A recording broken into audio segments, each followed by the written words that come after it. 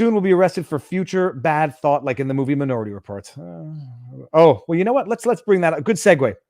Sheriff, thank you. Good segue. Let me just bring this up here. Share screen. Yeah,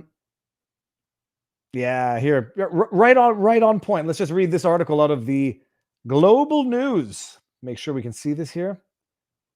Yeah, we can. Okay, hold on. You joke, not joke. Threats within. Canada's spy service boosts attention to ideological domestic extremism. Break down those three words. Ideological domestic extremism. We're not even in the realm of terrorism, which has a definition, which has a category, which has a subsection of groups identified as such for the purposes of application of the law. Now we're talking about ideological, which means thought, domestic, which means local, and extremism, which means nothing. So they want to boost attention to domestic thoughts, which they qualify as extreme or extremism or extremist. The Canada Security Intelligence Service, and this is CSIS for anybody who doesn't know, CSIS, now devotes almost as much attention to ideological domestic extremism as they do to religiously motivated terrorism, marking a paradigm shift in the spy agency's priorities. Oh, it's marking a paradigm shift, and it's one that might have a little something to do with dictatorships, using spy agencies to spy on domestic, local people for their ideologies, their thoughts that they qualify as extreme. Call it what you want, but at least let's just get clear that that is what's being done. Documents reviewed by the Global News suggest CSIS has gone from closing its right-wing extremism desk in 2016 to spending almost as much time and resources on tracking ideological domestic extremism, as much as the objectively, the stuff for which there are provisions of law and qualifications in law to deal with. And by the way, when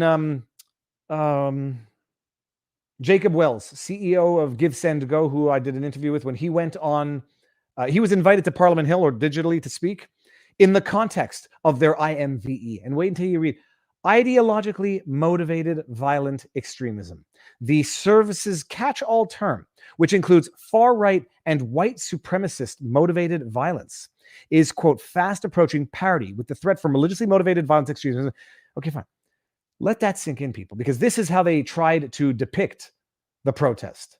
They got their one picture on day one of the Yahtzee flag. They got their one picture on day one of the Confederate flag, which allowed everyone in Parliament who was intellectually dishonest and the equally intellectually dishonest media to qualify that protest as extremist, ideologically far right. That's what they needed. That's what they wanted. And that's what you can now come to your own conclusions as to whether or not those were legitimate, bona fide individuals carrying those flags on day one, never to be seen again, or whether or not it might have been something of a setup, so they could treat all of the protesters under this caveat, under this qualification of IMVE for the purposes of spying. The pandemic has been seized upon by extremists who are exploiting the situation to spread disinformation, amplify anti-authority narratives. Listen to this and talk about dictatorships. Amplify anti-authority narratives.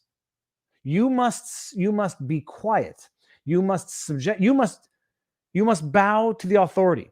You cannot question them, and you cannot promote anything that goes against their authority, lest you now be qualified as ideologically motivated violent extremist.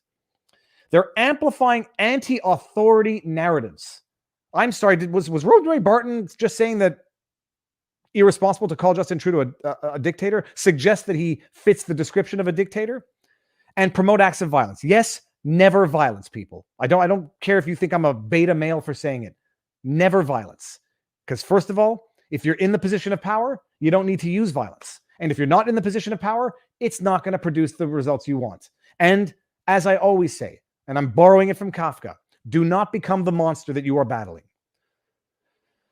But I'm sorry, you're going to spread. You want to use this to you want to spy on ideological domestics. You want to spy on citizens to prevent the spread of disinformation and to prevent the amplification of anti-authority narratives. Are they gonna ban George Orwell's 1984? Because that's an anti-authority narrative.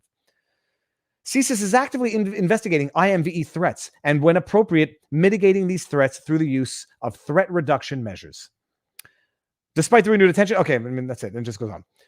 CSIS has repeatedly asked the government to update its powers after a series of high-profile confrontations with the federal court and increasing public appeals from Vigneault himself. Oh boy. And that's it. I mean, you talk about it, old threats, new methods, whatever.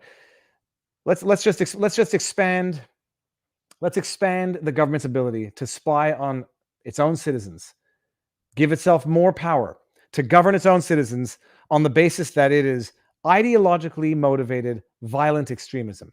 The only thing I can agree with is the violence part of it. You already have laws to deal with all of that. It's damn clear what the intention is here, although we don't, typically irrelevant to go at intentions. But when you have laws to already address the issue that you're raising, but you want to narrow it down in terms of ideology, well, it's quite clear what the intent is here. And it's clear in light of past conduct. Could you and Rob discuss what you're willing for the religious and medical exemptions that are not being respected by the federal government? Could you? Oh yeah, absolutely. We'll talk about that. It's more an issue in the US. Here in Canada, we see what they do to doctors that issue religious exemptions or medical exemptions. Let me see here. There was another super chat that I want to get to. It was an orange one. Hold on. Where is it? It might be down. Wow. Okay, here we go. Boom. Police, we pulled you over because it appears you have had a bit too much to think. Oh, we've pulled you over because you were spreading disinformation and that is intended to amplify anti-authority narratives. You imagine if you call on people to question the government and to investigate their corruption and to investigate potential unethical conduct, that fits the definition of amplifying anti-authority narratives. But yep, that's now let's dedicate as much resources to that as actual terrorism. I mean, it's just out of this world. But this is what the Canadian world is becoming.